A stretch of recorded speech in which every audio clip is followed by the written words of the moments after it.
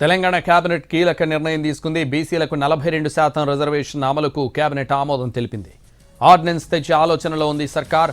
అందుకే assembly prorogue చేసినట్లు సమాచారం. కాసేపట్లో తెలంగాణ మంత్రుల మీడియా సమావేశం ఉంది. తెలంగాణ కేబినెట్ కీలక నిర్ణయం తీసుకుంది. బీసీలకు 42% రిజర్వేషన్ అమలుకు కేబినెట్ ఆమోదం తెలిపింది. ఆర్డినెన్స్ తెచ్చే ఆలోచనలో ఉంది సర్కార్. అందుకే అసెంబ్లీ ప్రోరోగ్ చేసినట్లు సమాచారం. కాసేపట్లో తెలంగాణ మంత్రుల మీడియా సమావేశం ఉంది.